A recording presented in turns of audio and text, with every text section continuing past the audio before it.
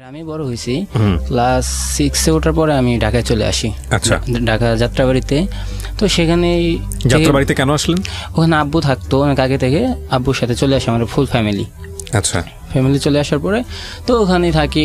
আমি 2009-এর দিকে আমি চাকরি নিই ফার্স্ট। তখন আমার বয়স 12 এরকম। আব্বু কি করতো? আব্বু একটা চায়না ইট ফ্যাক্টরিতে কাজ করতো। আচ্ছা, তো সেখানে আব্বুর পাশে একটা কোম্পানিতে আমি চাকরি নেই। তো চাকরি নেওয়ার পরে ওখানে চাকরি করতে থাকি। তো এভাবে ওই কোম্পানিটাতে 2 বছর চাকরি করি। চাকরি করার পরে আমি ওই চাকরিটা ছেড়ে দিই, আমার আঙ্গুল কেটে যায় ওইটাতে। তারপর আমি চাকরি ছেড়ে দিই। ছেড়ে দেওয়ার পরে আমি আর একটা কোম্পানিতে, ওটা হচ্ছে জুতার কোম্পানি রাবার ইন্ডাস্ট্রি সালিমা, ওটা হচ্ছে শ্যামপুরে। তো ওটাতে চাকরি নেই, ওটাতে ভালোই চাকরি করতে থাকি। এভাবে 4-5 বছর হয়ে গেছে। আর যেহেতু আমি ফ্যামিলির বড় ছেলে ছিলাম, তার জন্য আর কি কাজ করতে হচ্ছিল। ওকে, চাকরি নিলেন। কত বছর বয়স তখন আপনার? তখন 12 বছর। 12 বছর বয়স। লেখাপড়া করেন নাই? না, লেখাপড়া করি নাই। ক্লাস 6 ভাই বোন ছিলেন আপনারা? আমার বড় বোন, 3 ভাই বোন। আমার বড় বোন, আমি মেয়ে, আমার ছোট ভাই আছে। আচ্ছা, ঠিক আছে। তারপরে চাকরি নিয়ে ওখানে চাকরি করতে থাকি। হঠাৎ একদিন বারান্দায় বসে আছি। তো বারান্দায় বসে থাকা অবস্থায় তো আমার বড় আপু বলতেছে, কিরে তুই এখানে বসে তো ভাব নিতেছিস কেন? তো আমি বললাম, কিসের ভাব নিতেছি? ও বলতেছে, আমি দেখছি না, আম্মু আজকে বাসায় আসুক, আম্মুর কাছে বিচার দিব তোর নামে। আমি বললাম, ঠিক আছে, তুই বিচার দে। তো আমি আপু এই কথা বলে চলে গেছে। আমি ভাবলাম যে আপু এই কথাটা কেন বললো, যে একটু ট্রাই করে জিনিসটা বোঝার চেষ্টা করি। তো আমি বসে মোবাইল চাপতে সেরাই করতেছি। তো উপরের দিকে তাকালাম, হঠাৎ করে জালনার পাশে একটা মেয়ে বসে রয়েছে। আমার লাইফে ফার্স্ট মনে আমি এত সুন্দর মেয়ে দেখি। তো দেখার পরে আমার একটা অভ্যাস ছিল, আমি চোখ টিপি মারি মানুষকে দেখলে। আপনি যাকে দেখে দেখলেন চোখ টিপ মারতেন? হ্যাঁ হ্যাঁ, কি বলেন? মানে যার সাথে চোখাচোখি হয়ে যেত তাকে চোখ টিপি মারতাম। তো ওই মেয়েটাকেও মারি, ওই মেয়েটা আর কিছু রিপ্লাই করে না, এদিক চলে যায়। তো পরের দিন শনিবার, তো আমাদের ফার্স্ট ডাক হচ্ছে 2015 সাল 13ই মে, রোজ ছিল শুক্রবার। তো সেদিন ও চলে যায়। পরের দিন শনিবার আমি আবার অফিসে গেলাম। তো আমার দাঁতে ব্যথা ছিল, আমি অফিস থেকে ছুটি নিয়ে চলে আসি। চলে এসে আবারও ওই বারান্দায় বসে রইলাম যে ওরে দেখার জন্য ওই মেয়েটা। তো ওদিন বিকেলবেলা ও আসলো, আসার পরে আবারও চোখ টিপি মারি, ও মুশকি একটা হাসি দিয়ে চলে যায়। তো এভাবে আর মাঝখানে 2 দিন দেখা হয় নাই। না দেখা হতে মানে ওর জন্য মানে দেখা করার জন্য একটা হয়ে যায়, মানে দেখার জন্য আগ্রহ সৃষ্টি হয়ে 2-3 দিনে। তো পরের শুক্রবারে আমার ভাগ্নেকে নিয়ে আমি বসেছিলাম। তো ও আমাকে জিজ্ঞাসা করতেছে এটা কে, ইশারায়, মানে ফার্স্টও ওই কথা বলে যে এটা জিজ্ঞাসা করতেছে এটা কে। তো আমি বললাম আমার ভাগ্নে। তো এইভাবে ফার্স্ট কথা হলো। তো ইশারায় এমনি আমাদের অনেক ভালো কথা হয়, প্রতিদিন কথা হয় 3 বেলা। আমার সকাল 9টা বাজে অফিস ছিল, ও সকাল 8:30 বাজে ঘুম থেকে উঠে জানলার পাশে বসে থাকতো, না আমাকে দেখবি বলে বা কথা বলবে। তো এইভাবে যাচ্ছে। তো হঠাৎ করে মানে এভাবে আর হচ্ছে না, মানে ফোনে কথা বলে আর হইতেছে না। তো ইশারায় কথা বলে। তো এখন কি করব? তো চিন্তা করলাম ওর কীভাবে কথা বলা যায়। তো ওর একদিন, এটা হচ্ছে সেপ্টেম্বর 1 তারিখে, ওর ছোটো ভাইয়ের কাছে যাই, বলি তোমার আপুর নাম্বারটা দাও। তো বলতেছে আপুর তো কোনো ফোন নাই। তো আমি বললাম তাহলে তোমারটা দাও, তোমারটা দিয়ে কথা বলবো। ও বলতেছে আমারটা দেওয়া যাবে না, আপনারটা দেন, তো আমি দেখি যা পরে ফোন দিব। তো আমি বললাম ঠিক আছে। ও আবার আমার নাম্বারটা নিয়ে মিস কল দিল। তো ওর নাম্বারটা আমার কাছে চলে আসছে। তারপর ও বাসায় গেল রাত্রেবেলা, আমি ওরে ফোন দিলাম, ও দেয় নাই। পরের দিন আবার ফোন দিলাম, তারপর দেওয়ার পরে ওর সাথে কথা বললাম। বলার পরে আমি ফার্স্টে ওর সাথে, যেদিন ফার্স্টে ফোনে কথা বলি, ওরে আমি ডাইরেক্ট বলি তুমি কি আমাকে ভালোবাসো? ও বলতেছে কি বলতেছেন এগুলা, আমি এখন বলতে পারবো না। তো এটা বলে ফোনটা কেটে দেয়। পরের দিন আমি অফিসে যাই, আমার অফিসে ওখানে হয় মানে প্রমোশন হয়। আমি একজন অপারেটর ছিলাম, সেখান থেকে আমার সেলম্যান বানানো হয়। তো আমি তো খুশি অনেক যে ওর এটা জানাতে হবে। তো ওর ভাইকে আবার ফোন দিলাম, ওর ভাই দেয় না। তারপর দুপুরের পরে ফোনটা দিয়েছে। দেওয়ার পরে আমি বললাম যে এরকম তোমার সাথে ফার্স্টে কথা বলার পরে আমার কপাল খুলে গেছে, তো তুমি কি এখন কি বলো? ও বলতেছে ভালো তো, আপনার কপাল খুলে গেছে তো থাকেন আপনি। তো যাই হোক, এটা বলে রেখে দেওয়ার পরে রাত্রবেলা আমি ঘুমাইতে যাব। তো ঘুমাইতে দিতেছে না। ও কিছু একটা বলতে চায়। তো ও করতেছে যে 11:30 বাজে জালনা দিয়ে একটা চিঠি পালাইলো। ওই চিঠিটা, প্রথম চিঠিটা আনতে পারি নাই, ওটা অন্য একটা বাড়ির চালের মধ্যে পড়ছিল, টিনের চালের, ওখানে উঠলে সমস্যা হবে তার জন্য আনতে পারি নাই। পরে আরেকটা ফেলালো। ওই চিঠিটাতে লেখা ছিল যে আমি আপনার সাথে কথা বলতে চাই, তো আমার ভাইয়ের ফোন দিয়ে সম্ভব না, যা করবেন কালকে দিনের মধ্যে করবেন।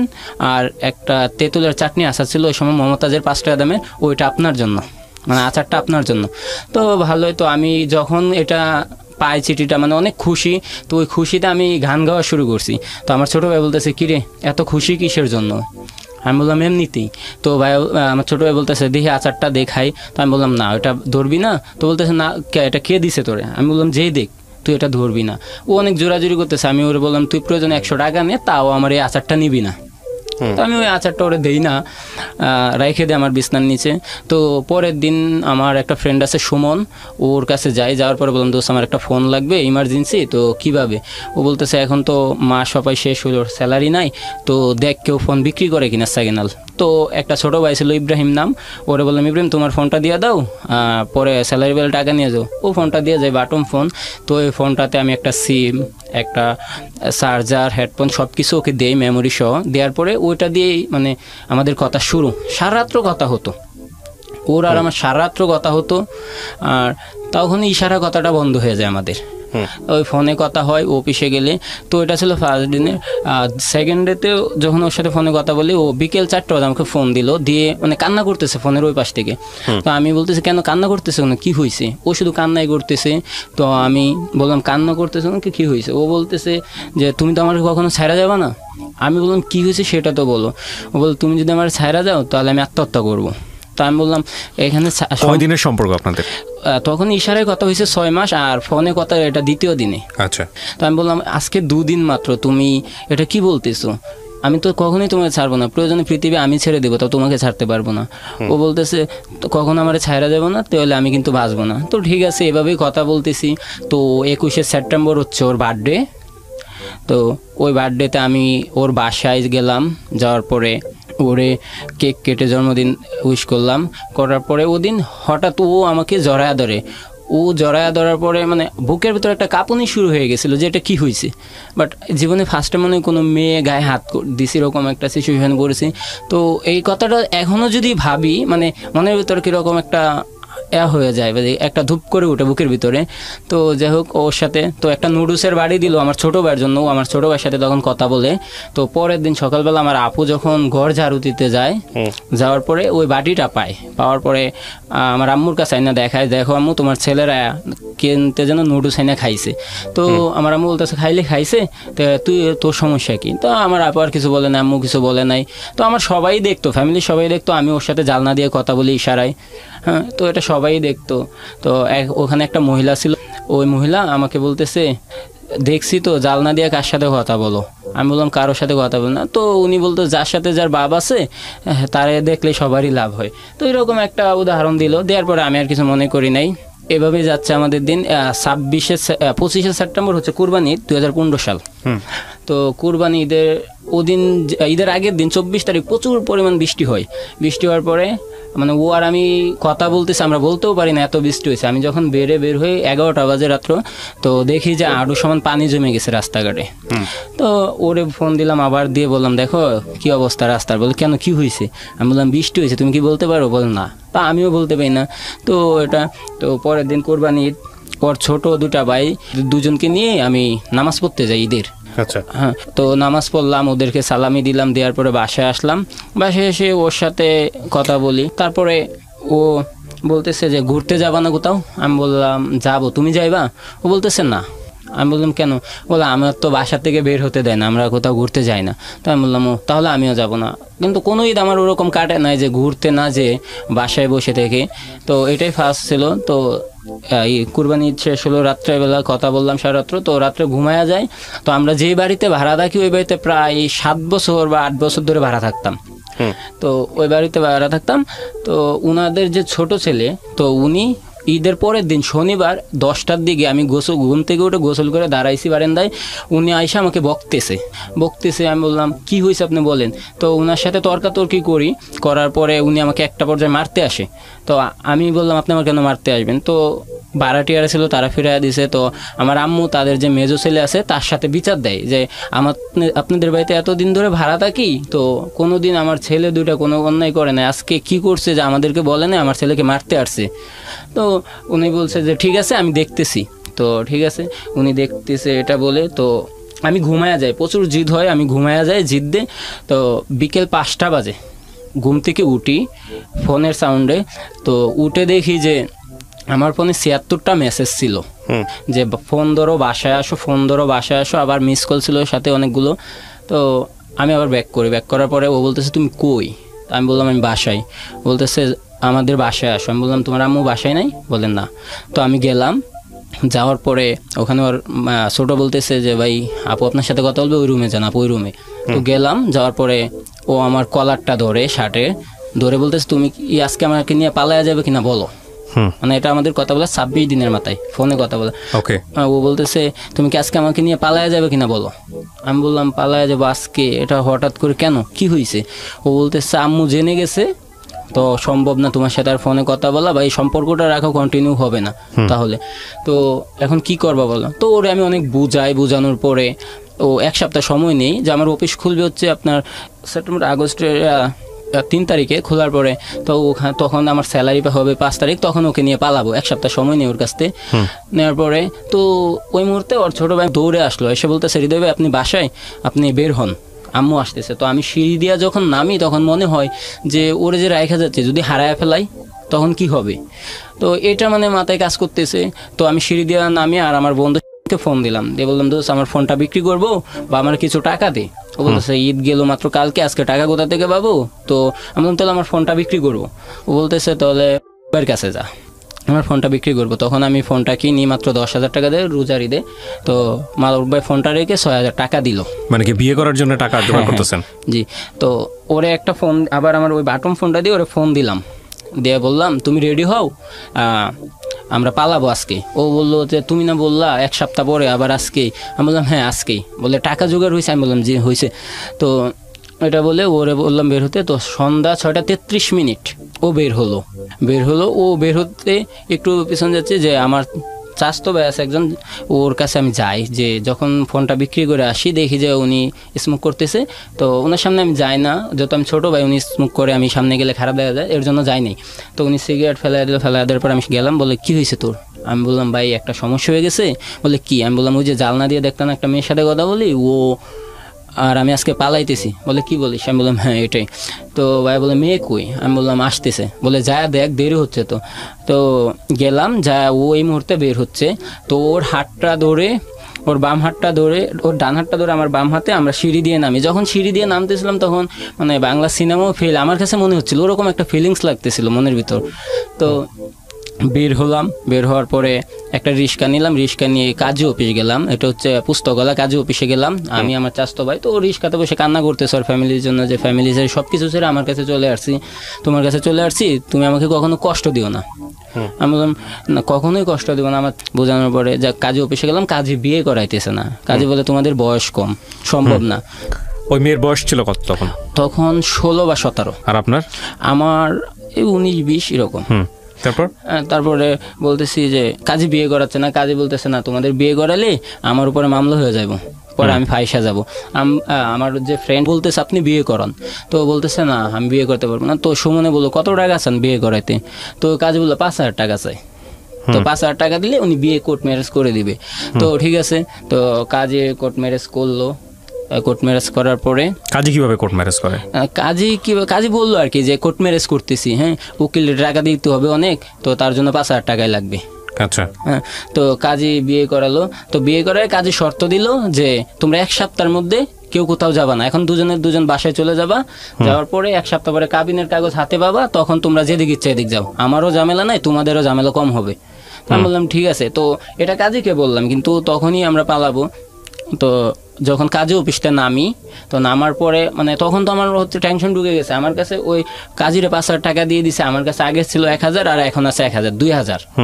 তো এই 2,000 টাকা দিয়ে কি করব? তো আমার চাচাতো ভাইকে বললাম যে ভাই এখন কই যাব? তো বলতেছে কই যাবি?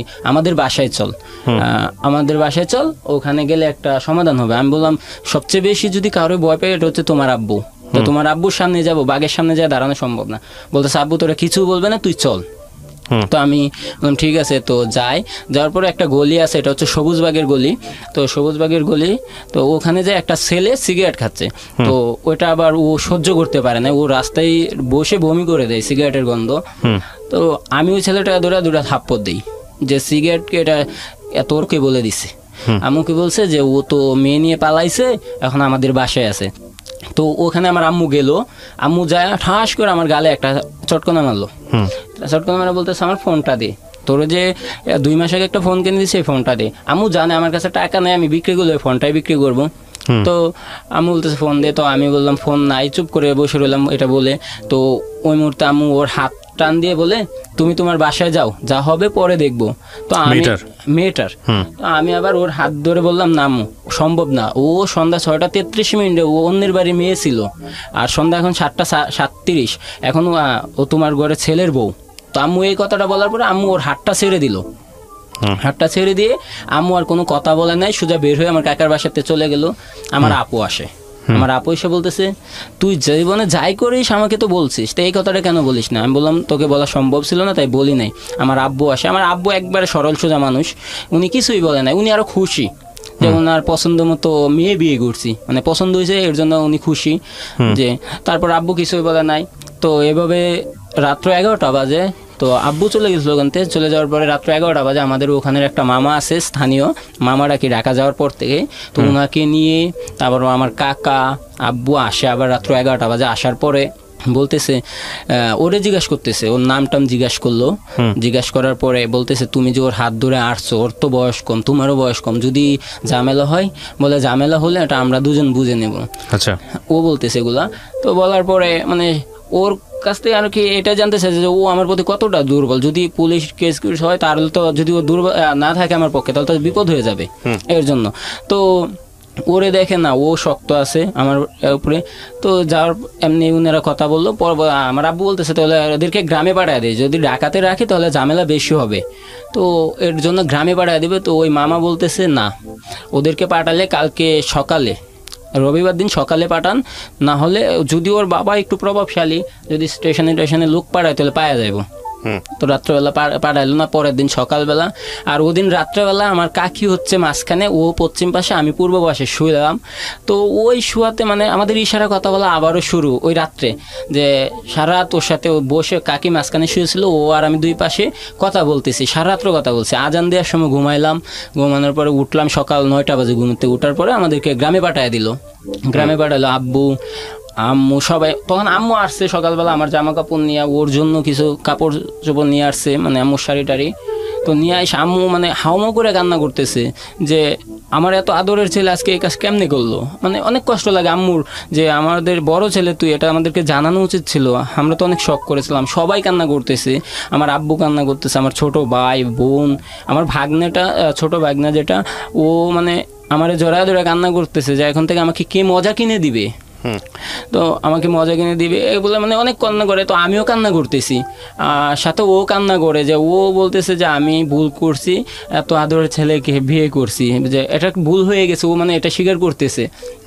তো স্বীকার করার পরে তো আব্বু আমাদেরকে নিয়ে আসলো। আমার লাইফে ফার্স্ট টাইম আমি একা একা গ্রামের বাড়িতে যাব। তো আমি রাস্তাঘাট চিনি না, তো আমার চাচাতো ভাইকে সাথে দিল। আব্বু আবার মহাকালী এসে বাস কাউন্টারে গাড়িতে উঠাইয়া দিল। উঠায় দেওয়ার পরে গাড়িতে উঠায় দেওয়ার পর আব্বু কান্না করতেছে, মানে বাস থেকে নামতেছে আর কান্না করতেছে। তো মানুষ জিজ্ঞেস করতেছে কি হয়েছে, তো আমার চাচাতো ভাই বলতেছে যে কিছু হয় নাই, ও বাড়িতে একটু প্রবলেম, তো তাই ওই যে ছেলে আর ছেলের বউ বাড়িতে যাচ্ছে এর জন্য কান্না করতেছে। তো মানুষ বলে কান্না করার কি আছে। তো আব্বু নেমে চলে গেল, বাস থেকে নেমে চলে যাওয়ার পরে গ্রামে গেলাম। গ্রামে যাওয়ার পরে ময়মনসিং যাইতে যাইতে বিকেল 4টা 4:30 বেজে গেছিলো। তো যাওয়ার পরে ওখান থেকে বাসে উঠলাম। আবার ওঠার পরে বাসটা একটু ভাঙা ছিল, কারণ ঈদের পরে দিন, দ্বিতীয় দিন অনেক চাপ থাকে রাস্তাঘাটে। তো ভাঙা ছিল, হাত ব্রেক করে, তো আমার হাত কেটে যায় এই জায়গায়, ওর হাত বাঁচাইতে যায় আমার হাত কেটে যায়। তো কেটে যাওয়ার পরে ওর যে উন্না ছিল ওই উন্না দিয়ে ভাইরা দেয়, দিয়ে বলতেছে তুমি আমার হাঁটু বাঁচাইতে যায় নিজের কাইটা দিছো। আমি বললাম এটা সমস্যা নেই। তো ও বলতেছে না তুমি আমার জন্য এত কিছু কেন করবা। আমি বললাম তোমাকে ভালোবাসি তাই করি। ও বলতেছে না এত ভালোবাসার তো কোনো প্রয়োজন নাই, নিজের রক্ত জড়ায় আমাকে সুখে রাখার চিন্তা করবে না কখনোই। আমি বললাম দেখা যাবে পরেরটা। তো এভাবেই বাড়িতে গেলাম। যাওয়ার সন্ধ্যা 7টা বাজে আমাদের থানার সামনে যায়, বাস থেকে নামার পরে আমার দুলাভাই আসলো ওখানে মোটরসাইকেল নিয়ে আমাদেরকে নিতে। ওই মুহূর্তে আমার চাচাতো ভাই জাহাঙ্গীর ফোন দেওয়া বলতেছে আমি কিন্তু চলে আসছি পরের বাসে। তো আমি বললাম চলে আসছো কোথায়, বলে যে 10 মিনিট 20 মিনিট তোরা দাঁড়া আমি চলে আসবে। তো এক মোটরসাইকেলে আমরা 4 জন উঠি, এক মোটরসাইকেলে আমরা 4 জন উঠি। তো ও মোটরসাইকেল ওঠার পর ও তো পিছনে ছিল, আমি হচ্ছে ওর সামনে। তো বলতেছে যে সারাদিন আমার জানটারে একবারও দৌড়ে দেখতে পাই না। আমি বললাম দৌড়ে দেখার কি আছে। ও বলতেছে মানুষ ছিল তাই দৌড়ি নাই। হ্যাঁ, আমি বললাম ঠিক আছে, বাড়িতে গেলে ধরতে পারবা। তো বাড়িতে গেলাম, যাওয়ার পরে বাড়িতে যাওয়ার পরে যে সবাই মানে বাড়িতে আমাদের অনেক বড় গোষ্ঠী, ওখানে সবাই এসে মানে ভিড় জমায়া দেয় যে আমার হৃদয় বিয়ে করে বউ নিয়ে আসতেছে। তো বাড়িতে গেলাম, যাওয়ার পরে ওখানে আবার মোল্লা দিয়ে মানে আমার ধর্মীয় মোতাবেক বিয়ে করানো হলো। আবার বিয়ে করায় ওদিন আর আমাদেরকে এক ঘরে দেওয়া হয় নাই। তো আমার দুলাভাই আছে একটা চাস্তো বোন জামাই, ও বলতেছে যে তোমাদের ভালোর জন্য কালকে গায়ে হলুদ দিয়া তারপরে তোমাদেরকে ভাসর করে দেওয়া হবে। তো ঠিক আছে, দেওয়া হবে। তো পরের দিন সকালে আবার আব্বু ফোন দেয় যে তারা মঙ্গলবারে ঢাকায় আসবে, বাড়িতে যাবে। তো ঠিক আছে, ওনারা আসবে। তো আমি বললাম যে আব্বু আসলে তাহলে গায়ে হলুদ দেওয়া হবে, আব্বু আম্মু আসলে। তো আমার আর আব্বু আবার ফোন দিল, দিয়ে বলতেছে না তোর গায়ে হলুদ দিয়ে দিতে বল, সমস্যা নেই, আমরা আসতেছি মঙ্গলবারে। তো গায়ে হলুদ দিল ওখানে সবাই। দেওয়ার পরে বিকেলবেলা আসর নামাজের পরে আমি আমাদের একটা মাঠ আছে ওখানে যে আমার চাস্তো ভাই খেলতেছে, আমি বৈশা রইছি, আমিও খেলতে চাই, চাস্তো ভাই দেয় নাই, বলে না নতুন বিয়ে করছি, পরে বেতা বুতা পেলে ঝামেলা হইব। তো আমি বললাম ঠিক আছে খেলবো না। তো আমি বৈশা রয়েছি, ওই মুহূর্তে আব্বু ফোন দেয়, দিয়ে বলতেছে তুমি কিছু জানো? আমি বললাম কি? বল তুমি কিছুই জানো না? আমি বললাম কি সেটা তো খুলে বলবা। তো বললো তোমার আম্মুর সাথে কথা বলো। তো আম্মুর কাছে দিল, আম্মু বলতে তুই কিছু জানিস না? বললাম কি? বলে যে ওর জায়গায় একটা বিয়ে হয়েছে। তো আমি বললাম বিয়ে হয়েছে? হ্যাঁ এটা হয়েছে, মানে আমি জানতাম না। তারপরে আম্মুকে বলি হয়েছে, হ্যাঁ আমি জানি। তো আম্মু বলতেছে তুই জানিস না? আমি বললাম না, আমি বললাম তো জানি। তো বলে তুই জানিয়ে শুনে নিছিস তোরে? আমি বললাম হ্যাঁ যাই না শুনে নিছি, বলে তাহলে পরবর্তীতে তোদের দুজনের জন্য কোনো ঝামেলা না হয় এই বিষয় নিয়ে, আর না হলে তাহলে আমাদের কোনো সমস্যা নাই। আমি বললাম হ্যাঁ না আমাদের কোনো ঝামেলা হবে না, আমি জেনে শুনেই নিছি, ওরে জেনে শুনেই নিছি। তো আর বিয়েটা বেশি দিন হয় না, 1 মাস আগে মাত্র কাবিন হয়েছে। বলে কাবিন হয় কি বিয়ে বলে এখন? আমি বললাম ঠিক আছে, সেটা আমরা রিলেশনের পরে হয়েছে, আগে তো যদি হইতো তাহলে অন্য হিসাব ছিল, আমাদের রিলেশনের পরে। আর ওই ছেলে তো এখনও ওদের বাড়িতে আসে নাই বা ওই ছেলের বাড়িতে যায় নাই, এর জন্য ওকে নিয়ে আসছে। তো আম্মু বলে ঠিক আছে, তোর যদি সুখে থাকিস তাহলে আমাদের কোনো সমস্যা নাই। তো ঠিক আছে এটা বলে আম্মু ফোন রেখে দিল। তো আমি ওর কাছে আসলাম, মানে ওই ফোনটা রেখে দিলে আসলাম, এসে দেখি আমার চাস্তো বোন আমার চাস্তো ভাই ওর পাশে বসে রয়েছে, ওরা গল্প করতেছে। তো আমি আইসা খাটে শুইলাম, শোয়ার পরে ও বলতেছে তোমার কিছু হয়েছে? আমি বললাম না। বলতেছে কিছুই হয় না, তোমার এরকম লাগতেছে কেন? আমি বললাম তুমি কি আমার কাছ থেকে কোনো কিছু লুকাইছো? ও বলতেছে তোমার কাছ থেকে কী লুকাবো? আমি বললাম কোনো কিছু লুকাম নাই। বলে সেটা তো তোমার অনেকবার বলতে চাইছি, তুমি তো শোনো নাই। আমি বললাম এটা তো তুমি ক্লিয়ারভাবে কখনোই বলো নাই। হ্যাঁ, আমি বললাম আচ্ছা কী লুকাইছো সেটা বলো। ও বলতেছে যে তো আমার আগে একটা কাবিন হয়েছিল, কাবিন হয় না বিয়ে হয়েছিল, হ্যাঁ ওই ছেলের সাথেও ছিল। হ্যাঁ আমি বললাম যে তুমি তো এটা আমাকে বলো না কখনো। ও বলতেছে তোমাকে তো বলার অনেকবার ট্রাই করছি, তুমি শুনতে চাও নাই। আমি বললাম আমি শুনতে চাই না, তুমি তো ইচ্ছা করে কখনো মানে ওরকমভাবে করো নাই, তাই শুনতে চাই না। আর আমি ভাবছি কি না কি এর জন্য। তো আমি বললাম ঠিক আছে তুমি যেহেতু বলো নাই, আর যেহেতু তোমাকে আমি ভালোবাসি তাতে সমস্যা নাই, ঠিক আছে। আর এটা নিয়ে মন খারাপ করার কিছু নাই। ওরে বললাম যে আমি জানছি তাতে কী হয়েছে, শুধু যদি কেউ জিজ্ঞাসা করে তাহলে তুমি বলবা যে আমরা রিলেশনের পরে আমার বিয়ে হয়েছিল, রিলেশনের পরে বিয়ে হয়েছে, তাহলে আমার ফ্যামিলি আর কিছুই বলবে না। তো ও বললো ঠিক আছে। তো আমাদের ওদিন বাসরা ছিল, দুলাভাই মিষ্টি, পরে পান, মানে নফল নামাজ পড়তে হয়, দুলাভাই সব কিছু বলে ঘরে দিয়ে গেল। দিয়ে যাওয়ার পরে পরের দিন সকালবেলা যে গোসল করে শাড়ি পরবে, ও শাড়ি পরতে পারে না, ওর দুইটা শাড়ি দিছে আম্মু মাত্র, আর একটা তিরিশ ছিল ওটা ভিজা, আর আম্মু দুইটা শাড়ি দিছে, ও শাড়ি পরতে পারে না। তো আমি বললাম যে আমি পরাইয়া দিই। বলে তুমি পারো? আমি বললাম আমি মাঝে মধ্যে লুঙ্গি পরি তো পারি। তো আমি ওরে শাড়ি পরাইয়া দিলাম। শাড়ি পরাইয়া দেওয়ার পরে তো 10টার দিকে আমার দুলাভাই ওই চাস্তো বোনের জামাটা আসলো, এসে ওনাদের বাড়িতে নিয়ে গেলো আমাদেরকে। নিয়ে যাওয়ার পরে ওখানে নাস্তা করার পরে আবার আমাদের বাড়িতে আসি। ওই মুহূর্তে 3টা বাজে আমার আম্মু আব্বু আর আমাদের যে ঢাকায় বাড়িওয়ালা ভাড়া থাকতাম ওনার ছেলে, বড় ছেলে গেল। যাওয়ার পরে ওনাকে সালাম দিলাম, দেওয়ার পরে উনিও আমাদেরকে করে কিছুই বলে নাই। তো কিছুক্ষণ পরে উনি নাস্তা করার পরে তো আমাদেরকে ডাকতেছে। আমাদের বাড়িতে একটা খাড়াল গাছ আছে, ওই খাড়াল গাছের নিচে বসছে উনি, সাইড নিয়ে বসে আমাদেরকে ডাকতেছে। ফার্স্টে আমাকে ডাকে, আর আমার ওই চাস্তো বোনের জামাইটা আছে ওনার সাথে। তো বলতেছে হৃদয় তোরে যেটার জন্য ডাকছি। আমি বললাম হ্যাঁ বলেন। বলে তুই তো আমাদের বাড়িতে অনেক ছোটো জায়গায় ভাড়া থাকিস, কোনদিন তোরে কেউ বলে নাই, আমিও বলি নাই। আমি বললাম হ্যাঁ কিছুই বলেন নাই, নিজের ছেলের মতো দেখছেন। বলে হ্যাঁ। তো বলতেছে যে ওরে ফেরত দিয়া দে। আমি বললাম ওরে ফেরত দিয়া দিব মানে? কে বলতেছে এটা? এটা আমাদের বাড়িওয়ালার ছেলে ঢাকার। বলতেছে ওরে ফেরত দিয়া দে, তোরে আরো সুন্দর মেয়ে দেখা আরো টাকা পয়সা নিয়ে বিয়ে করাবো। আমি বললাম না, আমার টাকা পয়সা দরকার নাই আর সুন্দর মেয়েরও দরকার নাই, আমার ওরেই দরকার। তো বলতেছে না তুই ওরে ফেরত দিয়া দে, হুদাই দেখ এটা ঝামেলা করে লাভ নেই। আমি বললাম যে মামা তাহলে আপনিও মামিকে ফেরত দিয়া দেন। বলতেছে কেন? আমি বললাম তাহলে আপনিও আরো সুন্দর দেখে মেয়ে বিয়ে করতে পারবেন, টাকা পয়সা বড় লোক মেয়ে বিয়ে করতে পারবেন। বলে আমার তো 2টা মেয়ে হয়ে গেছে। তো আমি বললাম 2টা মেয়ে হয়েছে, কি হয়েছে? বলে না 2টা মেয়ের জীবন নষ্ট হয়ে যাবে না। তা আমি বললাম তা আমাদেরও তো 2টা জীবন নষ্ট হয়ে যাবে। উনি বলতেছে তোদেরটা আর আমারটা তো অনেক পার্থক্য। আমি বললাম না পার্থক্য কোনোটাই না, একই। তো উনি বললো ঠিক আছে, যদি ও যাইতে চায়, আমি বললাম ও যদি যাইতে চায় ওরে নিয়ে যাবেন, আমি বাধা দেবো না। আর যদি ও না যাইতে চায়, আমার কাছ থেকে ওরে খায়রা নেওয়ার মতো কেউ নাই, হয়তো বা নিজে মরবো না তারে মারবো, এরকম একটা বলি। তো উনি বলতেছে ঠিক আছে তুই যা, ওরে পাড়া। তো আবার যখন ঘরের দিক যায় উনি আবার আমার ডাক দিল, বলে তুই ওদিক যাবি না, তুই ওদিক যা, রাস্তার দিক যা। তো রাস্তার দিক গেলাম, ওরে ডাকায় আনলো। ডাকায় আন না ওরেও আমাকে যে প্রশ্নগুলো করে ওরেও করে যে আরও শিক্ষিত ছেলে, বড়লোক ছেলে বিয়ে করাবো, তুই ওর কাছে গেছিস, ওর কী আছে? না আছে টাকা পয়সা, না আছে শিক্ষিত, না আছে ভালো কোনো ব্যাকগ্রাউন্ড। ও বলতেছে যে সমস্যা নাই, ও এটাই চলবে, আর ওর কাছটা আমি কখনোই যাব না। তো বলতেছে যে তুই যাবি না কেন? ওর কি আছে তুই এমন দেখা পাগল হয়েছিস? বলে ওর যদি কিছু না থাকে সুন্দর একটা মন আছে। তো বাড়িওয়ালার ছেলে আর কিছুই বলে না, বলছে ঠিক আছে তুমি যাও, ঘরে যাও। তো এটা বলে আমার আব্বু আম্মুকে ডাকার পরে বলতেছে যে আমি ছোটবেলা থেকে অনেকে দেখছি, তো এরকম যে রিলেশন দুজনের ভিতরে হয় সেটা আমি দেখি নাই, তো আপনারা মাইনা নেন। তো আমার আম্মু বলতেছে দেখেন ভাই, আমরা তো মাইনা নিছি, যদি মাইনা না নিতাম তাহলে তো আর আমার বাড়িতে উঠতে দিতাম না, আমরা তো আগেই মাইনা নিছি। এখন আপনি আসতে চাইছেন, ওর বাবা পাঠাইছে তাই আসছেন। আর আমার ছেলে যদি বাজার থেকে কোনো মেয়ে ধরে এনেও বলে এটা আমার ছেলের বোধ, সেটা আমাদের মেনে নিতে হবে, কারণ ছেলে তো না ফেলাইয়া দিব কই। তো উনি বলছে ঠিক আছে। তো বিকেলবেলা উনারে নিয়ে আমাদের এলাকা পাহাড় সাইড, বর্ডার সাইড, তো ওনাকে নিয়ে ঘুরতে গেলাম। সন্ধ্যা বেলায় বাড়িতে ফিরি, সন্ধ্যায় ফেরার পরে আমাদের রুমে যাওয়ার পরে ও আমাকে জড়ায় ধরে অনেক খুশি। বলতে আমি বললাম কি হয়েছে? বলে আম্মু না আমারে খাওয়াইয়া দিছে, আম্মু আমার মাথায় তেল দিয়ে দিছে, মানে অনেক আদর করতেছে আম্মু আমাকে। আম্মু আমার মাইনা নিছে। আমি বললাম মাইনা নিলে ভালো। বলতেছে আমিও এটাই চাইছিলাম, আম্মু যেন আমার মাইনা নেয়। তো পরের দিন আম্মু আর ওই বাড়িওয়ালার ছেলে আবার ঢাকা ব্যাক করবে। ওর মাঝখানে ওর আব্বু আবার ফোন দিছিল, ভিডিও কলে ফোন দিয়ে মানে ওর সাথে কথা বলছে। বলার পরে কি যেন বলছিল যে আমার ব্যাপারে। তো ও ডাইরেক্টলি ওর বাবারে বলছে যদি হৃদয়ের কোনো ক্ষতি করতে চাও, তুমি যে আমার বাবা আমি ভুলে যাব, আর তো আমার পিছনে ঘুরবা না, ওর বাবাকে বলছিল। তো এগুলো বলছে ওর বাবাকে, বলার পর ওর বাবা ফোন কেটে দিছে। যাওয়ার পরে তো পরের দিন ওনারা বুধবার দিন আবার আব্বু আম্মু আর আমাদের বাড়িওয়ালার ছেলে ঢাকায় চলে যাওয়ার পরে এগুলো যে ওখানে যে ওর বাবার সাথে কথা বলে মানে আমার আব্বু আম্মুতে প্রায় 1 লাখ টাকা নেই। আমাদের বাড়িওয়ালার কিন্তু দিয়ে আসার পরে আমাদের বাড়িওয়ালার ছেলের জন্য আর কিছুই করতে পারে নাই।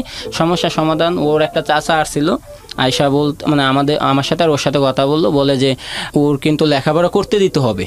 তখন ও ক্লাস 10-এ পড়ে, সামনে এসএসসি পরীক্ষা, ওর কিন্তু এসএসসি পরীক্ষা দিতে হবে। আর এসএসসি পরীক্ষার পর যদি ও না পড়তে চায় আর তোমরা না পড়াতে চাও তাহলে তোমাদের ভিতরে এটা সমাধান করে নিবা, আর এসএসসি পরীক্ষাটা দেওয়াতেই হবে। আমি বললাম ঠিক আছে দেওয়াবো। তো আমার আব্বু বলল সমস্যা নেই, এসএসসি পরীক্ষা দিবে। ওনারা চলে যায়। ওর স্কুলে বেতন ছিল প্রায় 4,000 টাকার মতো বকেয়া ছিল।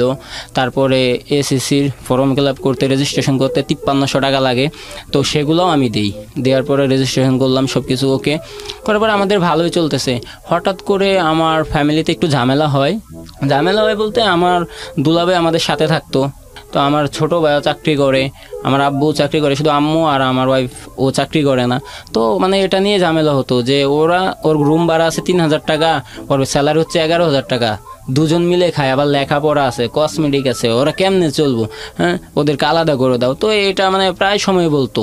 তো বলার পরে আমাদেরকে আলাদা করে দিল একটা সময়, 2 মাস ওরকম সময় আলাদা করে দেওয়ার পরে আমার আলহামদুলিল্লাহ স্যালারি ছিল 11,000 টাকা, আর কিছু বকশিস টকশিস পাতাম প্রতিদিন 200-250 মতো। তো এভাবে প্রায় 20,000 টাকার মতো হয়ে যেত। তো আলাদা হয়ে যাওয়ার আম্মুর কাছে আমি কোনো কিছুই নিই নাই। আমার বন্ধুকে আমি ফোন দিলাম, দেওয়ার পরে বললাম দোস্ত আমাকে টাকা লাগবে 2,000। বলে কেন? তো আমি বললাম তুই টাকা নিয়ে আয়, তারপরে আমি বলতেছি। তো আসলো টাকা নিয়ে। আসার পরে ওরে বললাম যে এই কাহিনী হয়েছে, আলাদা করে দিছে, তো এখন কি করব? বলতেছে আলাদা করে দিছে, ভালো করছে, তুই এখন তোর নিজের সংসার তুই চালাবি।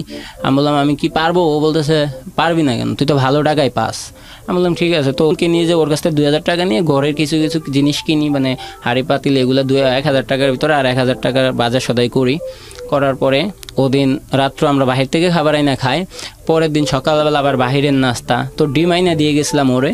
তো লাঞ্চে যখন লাঞ্চে যখন খাইতে আসি, ও ডিম ভাজি করছিল। আসলে ডিম ভাজির মধ্যে এত প্রকারের জাল আর লবণ হয়েছিল যে এটা মানে অন্য কেউ খাবে না। এটা ভালোবাসার মানুষকে মানুষ খাবে, কিন্তু অন্য কেউ খাবে না, ফেলাইয়া দিব। তো আমি ওটা দিয়ে খেয়ে চলে গেলাম। ও তখন খায় নাই, ও বলতেছে আমি পরে খাবো, একটু আগে খাইছি তো এখন ভালো লাগতেছে না, পরে খাবো। তো আমি বললাম ঠিক আছে। তো ও খাইছে না, তো 3টা 3:30 বাজে আমার ফোন দিল, দিয়ে বলতেছে তুমি এটা কিভাবে খাইছো? আমি বললাম কেন, কি হয়েছে? ও বলতেছে যে এত নষ্ট খাবার তুমি কেমনে খাইছো? আমি বললাম খাইছি, আমার কাছে তো ভালোই লাগছে।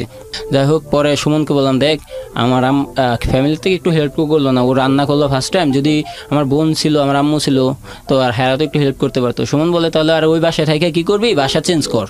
তো বাসা চেঞ্জ করব, কই যাব? দেখ যদি ভালো মনে করিস তাহলে যাইস। আমি বললাম ঠিক আছে, তুই একটা বাসা দেখ তাহলে। সুমন বললো ঠিক আছে। তো রাত্রে বাসায় গেলাম, যাওয়ার পরে ও আমাকে বলতেছে যে তোমাকে একটা কথা বলি। আমি বললাম কি?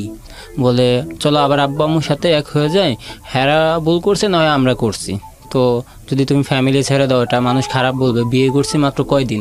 আমি বললাম না, তারা যদি বলতে পারে তাহলে আমি ছাড়লে সমস্যা কি? তো এটা বললাম, বলার পরে ও বলতেছে দেখো রাগ করে লাভ নেই, চলো আব্বু আম্মুর কাছে যাই। তো আমি বললাম আমি যাব না, তুমি যাও, আর তুমিও যাইতে পারবে না। এটা বলে ও বললো ঠিক আছে, আমি আর কিছুই করবো না। তো পরের দিন সকালে আবার অফিসে চলে গেলাম। যাওয়ার পরে অফিস থেকে দুপুরে যখন বাসায় আসি, ও আমাকে বলতেছে তো একটা কথা বলে। আমি বললাম বলো। বলে যে তোমার আব্বু আম্মুর সাথে না থাকলে আমার আব্বু আম্মুর সাথে চলে যাই।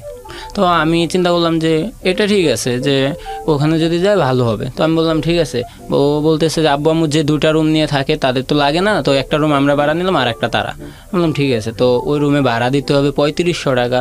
আমি আবার ওরে বললাম যে হঠাৎ করে 3500 টাকা, আর ঘরের তো কোনো কিছুই নাই, তো পরে টাকা কই পাবো? ও বলতেছে দেখা যাবে পরে। তো আমি বললাম এখান থেকে যদি যাই তাহলে 2 মাসের ঘর ভাড়া দিয়ে যেতে হবে 6000 টাকা। ও বলতেছে এই টাকা আব্বু দিবে। তো আমি বললাম উনি দিবে কেন? ও বলতেছে যে পরে আবার তুমি শোধ করে দিবা বেতন পাইলে। আমি বললাম ঠিক আছে। তো ওর আব্বুর কাছ থেকে 6000 টাকা আনলো। পরের দিন রাত্রে ঘর ভাড়া দিয়ে আমরা চলে গেলাম ওর আব্বু আম্মুর সাথে। ওখানে যাওয়ার পর অনেক কষ্ট লাগে যে আব্বু আম্মু ছেড়ে এখানে চলে আসছি, মানে অনেক খারাপ লাগতেছিল। লাগার পরেও একটা সান্ত্বনা পাইতাম, ও তো আমার পাশে আছে, তো এটা ভেবে সান্ত্বনা পাইতাম। তো আমরা থাকতে শুরু করি। তো ও রান্না করতে পারে না, ও কিছুই করতে পারে না, তো আমি করতাম। আমার সকাল 9টা বাজে অফিস ছিল, আমি অফিসে যাওয়ার আগে দুপুরে রান্না করে যাইতাম, সকালে নাস্তা করতাম, দুপুরে রান্না করে যাইতাম, তো আবার বিকেলে এসে রাত্র রান্না করতাম। আর আমার 6টা মানে 6 দিন ডিউটি করতে হয় সপ্তাহের মধ্যে। তো 6টা শার্ট, 6টা প্যান্ট 6টা না, প্যান্ট 3টা 4টা ছিল। তো এগুলা এক্সট্রা রেখে দিয়েছি যে প্রত্যেক দিন একটা পরে যেতাম, পরে আবার এটি সপ্তাহ শেষে শুক্রবারে ধুইতাম।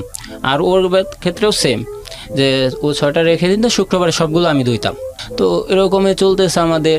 ওর জন্য প্রায় প্রতি মাসে দেখা যাচ্ছে যে কসমেটিক লাগতো 2 থেকে 3000 টাকা, প্লাস ওর লেখাপড়ার কথা। আমি হিমশিম খেয়ে যাচ্ছিলাম যে সংসার চালাতে, তারপরেও কষ্ট হলে চালাচ্ছি। ও আমার তো একটা প্যানও আমি কিনতে পারি না, ওর জন্য আমি 3 পিস প্রতি মাসেই কিনি 2টা 3টা করে, আর নিজের জন্য কোনো কিছুই কিনি না।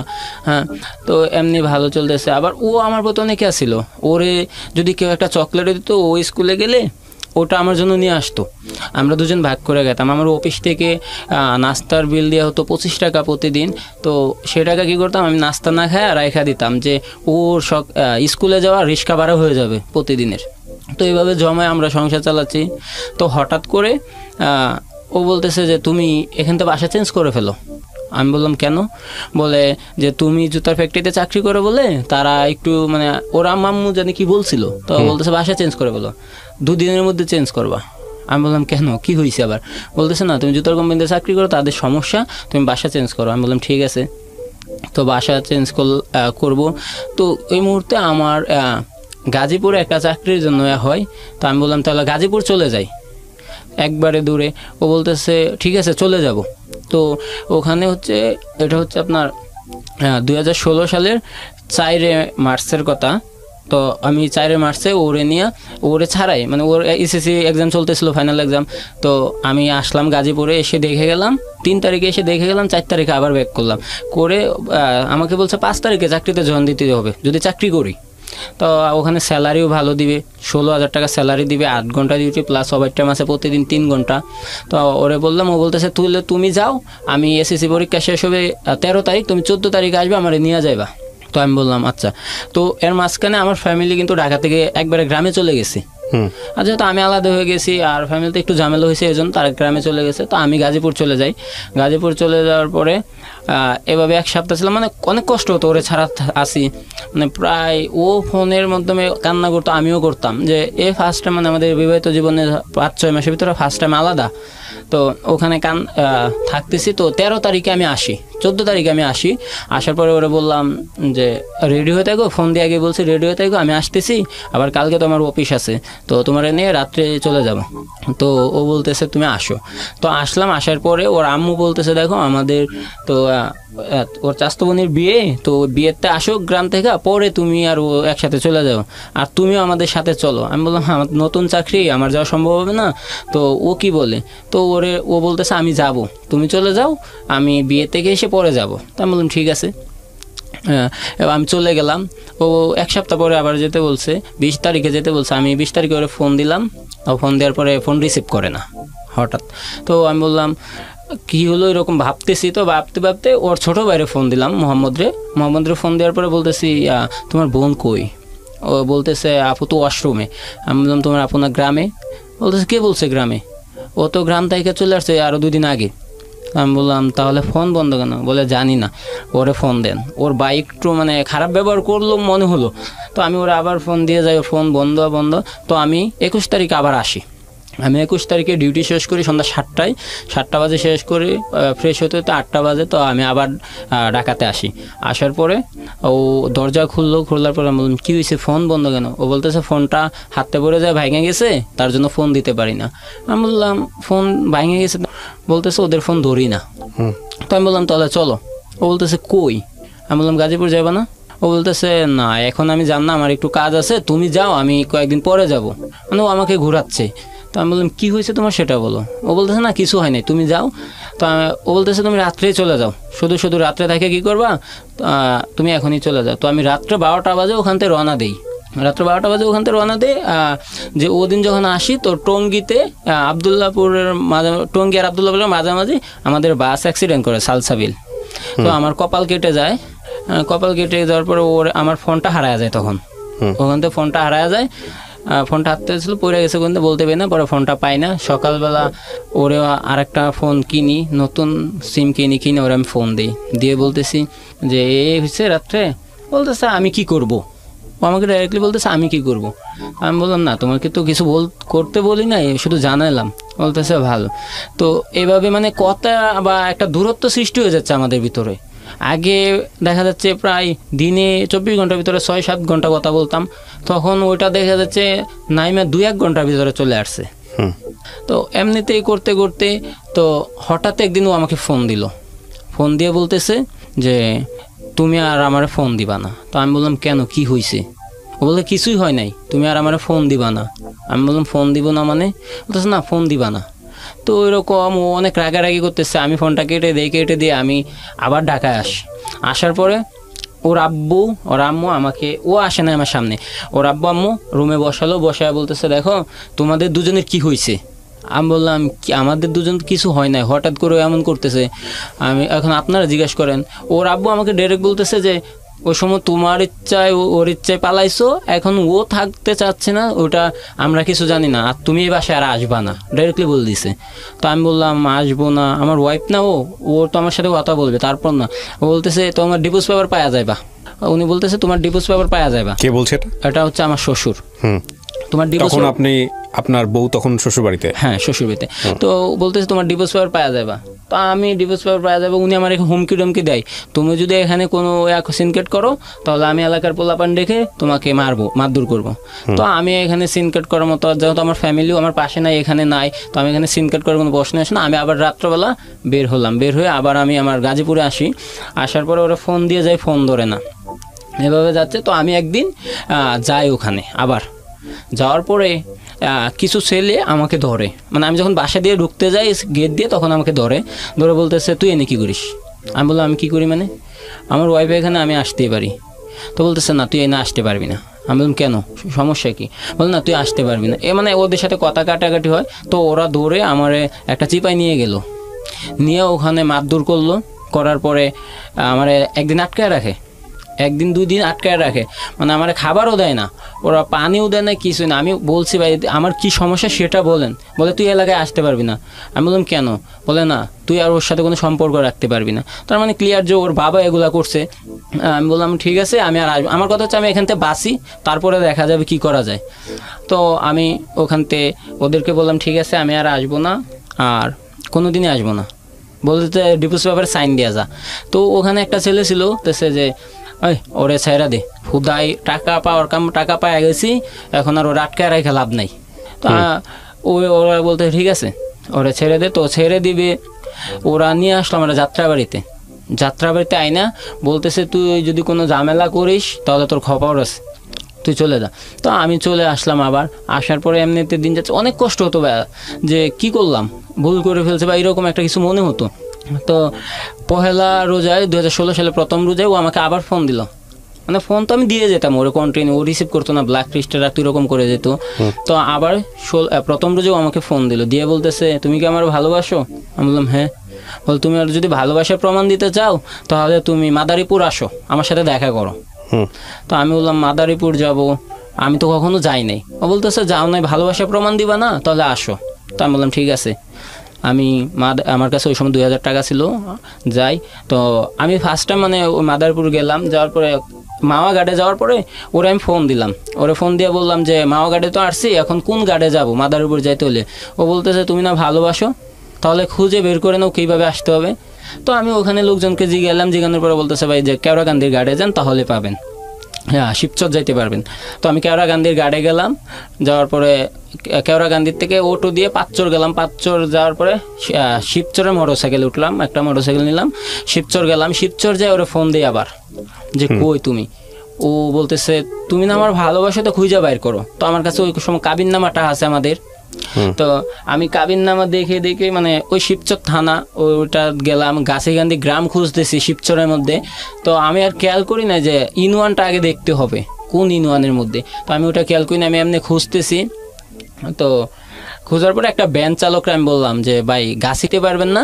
তো আমি বললাম যে ভাই যদি থাকার কোনো হোটেল থাকে তাহলে একটু ব্যবস্থা করে দেন। তো উনি বলতেছে ভাই এখানে কোনো থাকার হোটেল নাই, তো আপনার আমি একটা রিকোয়েস্ট করি। উনি বলতেছে কি? আমি বললাম কি?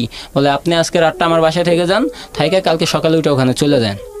তো আমি বললাম একটু ভয় পেলাম যদি ঝামেলা হয়, কারণ একবার তো ডাকা হয়েছে, তো উনিও যদি করে, মানে বিশ্বাস করতে পারতেছিলাম না। তারপরে চিন্তা করলাম যা মরলাম সমস্যা নাই, থাকি। তো ওনার বাড়িতে থাকলাম, থাকার পরে পরের দিন দেখলাম যে না রাত্রে কোনো ঝামেলা নেই। পরের দিন সকালবেলা উঠলাম, উঠে আবার ওই কেওড়াকান্দি গাড়ি আসলাম। ওখান থেকে ট্রলার ছাড়লো সকাল 10টা বাজে, গেলাম আবার সেই পাঁচচর ইনওয়ানে। সেখানে যায় মানুষটা জিগাইতে একবারে ওদের বাড়িতে চলে গেলাম। বাড়িতে যাওয়ার পরে একটা মহিলাকে জিজ্ঞেস করলাম যে এখানে কি আছে কিনা। তো বলতেছে তুমি কি হৃদয়? আমি বললাম হ্যাঁ। বলে তুমি কেন আসছো? ভিতরে আসো, ঘরের ভিতরে আসো। তো ঘরে গেলাম, তো ওই মহিলা বলতেছে তুমি কেন আসছো? আমি বললাম আসছি তো ওর সাথে দেখা করতে, ও আসতে বলছে। উনি বলতেছে ও তো এখানে আসে নাই। আমি বললাম মানে?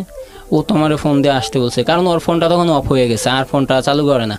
তো আমি বললাম ও তো আসতে বলছে, তো এখন কি করব?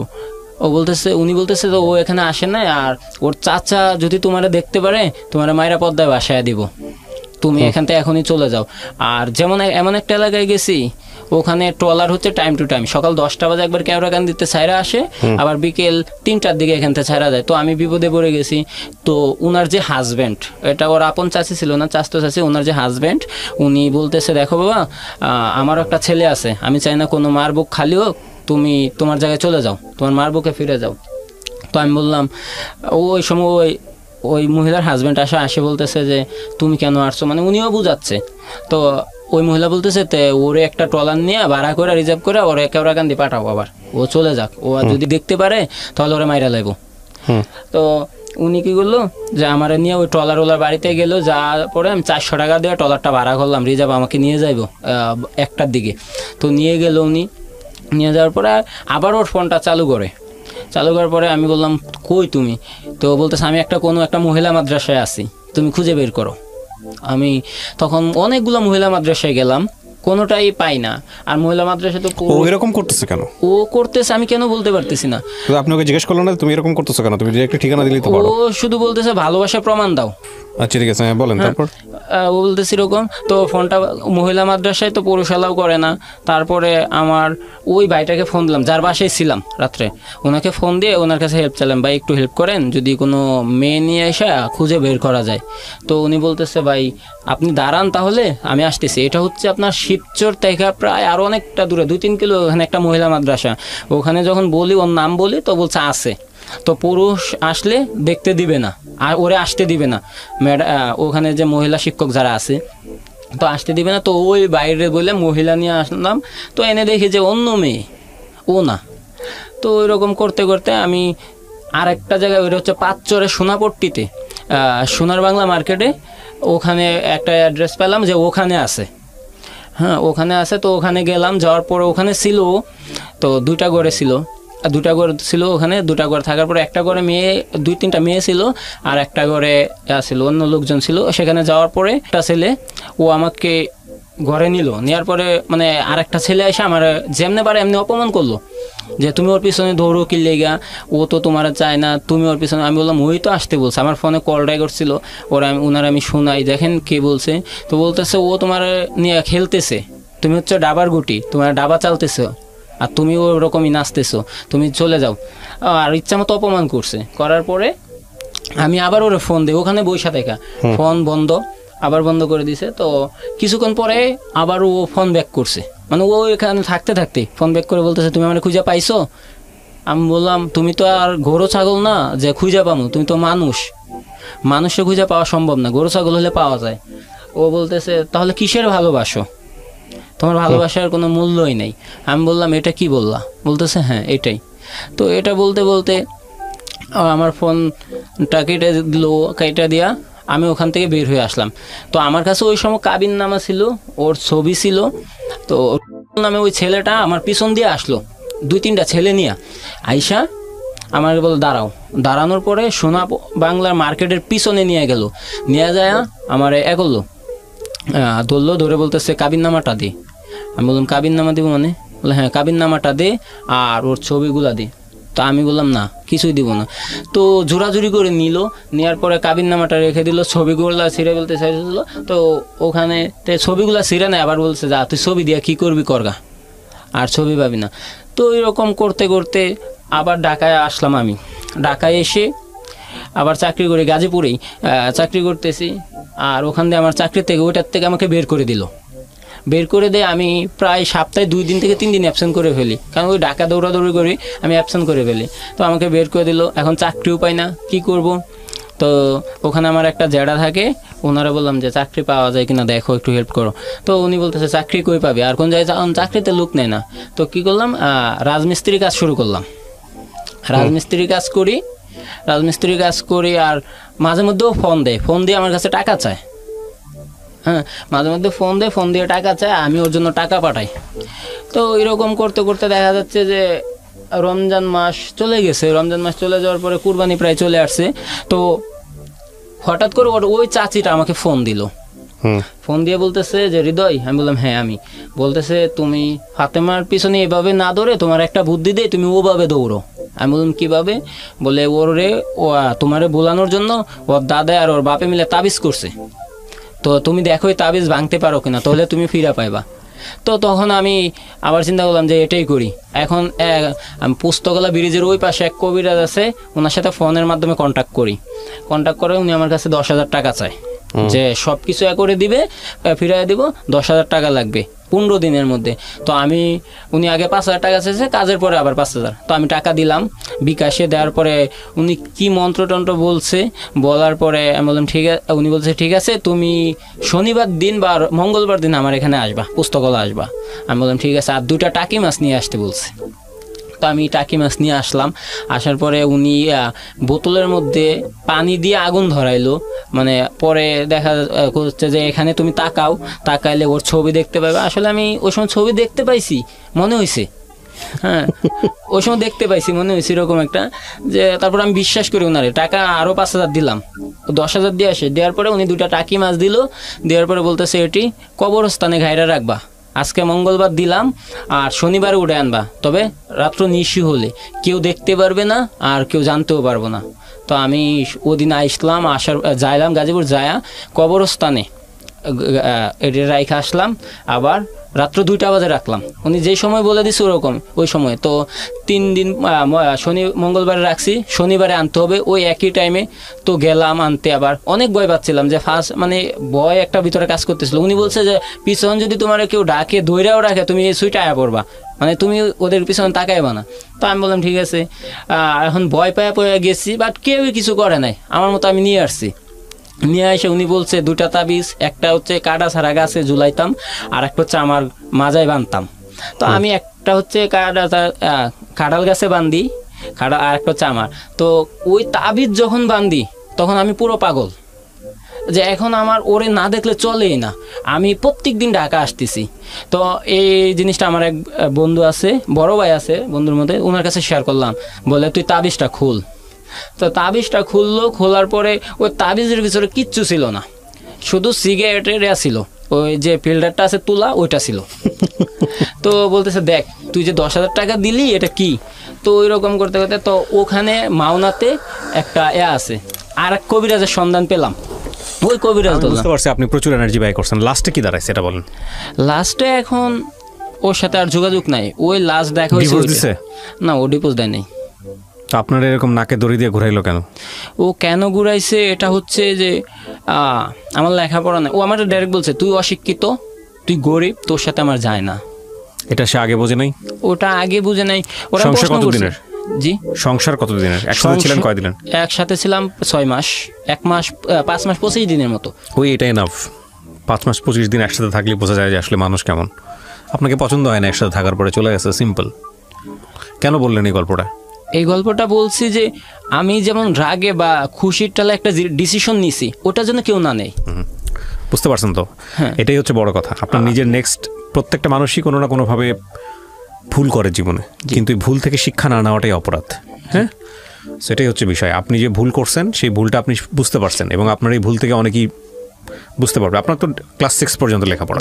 মেয়েটার কত দূর লেখাপড়া ছিল? মেয়েটা তখন এসএসসি পরীক্ষা দিচ্ছে আমার থাকাকালীন, তারপরে জানতে পারছি এখন মেডিকেলে ডাক্তারি পড়তেছে। মেডিকেলে ডাক্তারি পড়তেছে? সেই মেয়ে আপনাকে পছন্দ করে রাখবে? ও সেটা তো তখন ছিল না ভাইয়া। মেয়েটার ফিউচার ছিল, আপনার ফিউচার ছিল না, এটা হচ্ছে বিষয়। মেয়েটা আপনার কাছাকাছি থেকে সেই জিনিসটা বুঝে গেছে। দূরত্ব একটা মানুষের ভালো লাগাকে বাড়িয়ে দেয়, কিন্তু সে কাছাকাছি আসলে সেই ভালো লাগাটা যদি ধরে রাখার মতো যোগ্যতা না থাকে, পারস্পরিক যোগ্যতা, তাহলে সেই ভালো লাগাটা দ্রুত নষ্ট হয়ে যায়। আপনাদের ক্ষেত্রে হয়তো বা সেরকমই হয়েছে। তো আমি এই গল্পটা প্রচার করলাম এই কারণেই যে আমাদের ইমোশনের জায়গাটা থেকে আমরা বিয়ে বিষয়টাকে খুব মনে করি বিয়ে মানেই একটা হয়ে গেল যা হওয়ার, কিন্তু বিয়ে বিষয়টা হচ্ছে দুজন মানুষকে পছন্দ করে সারা জীবন একসঙ্গে থাকার একটা লিখিত চুক্তি। এবং সারা জীবন একসঙ্গে একটা মানুষের সঙ্গে যখন আপনি থাকবেন, একটা কথা আছে না, দূরত্বে থাকলে নাকে গন্ধ আসে না, কিন্তু কাছাকাছি চলে আসলে কিন্তু স্মেল পাওয়া যায়। এবং সেই গন্ধটা যদি মনোপুত না হয় তাহলে সেটা কিন্তু মানে সেখানে এক্সিস্ট করাটা কিন্তু খুব ডিফিকাল্ট। আমি আসলে উদাহরণটা এভাবেই দিলাম, সব কিছু মিলিয়ে বিষয়টা এরকম যে আসলে তার আচার আচরণ, তার চাল চলন, এটা দ্বিপাক্ষিক, এটা শুধুমাত্র একজনের জন্য না, দুপক্ষ মিলিয়ে অনেক কিছুই দেখবেন পছন্দ হবে না, আবার অনেক কিছুই ভালো লাগবে। এটার মধ্য দিয়ে একটা দীর্ঘ সময় ধরে থাকার ফলে একটা ডিপেন্ডেন্সি তৈরি হয়। আসলে বিয়ে ব্যাপারটা কি? বিয়ে ব্যাপারটা হচ্ছে হলো ভবিষ্যৎ পরিবার গঠন, আপনার উত্তরাধিকার তৈরি করা, দুজন মানুষের আস্থার জায়গাটা তৈরি করা, দুজন মানুষের নির্ভরতার জায়গাটা তৈরি করা।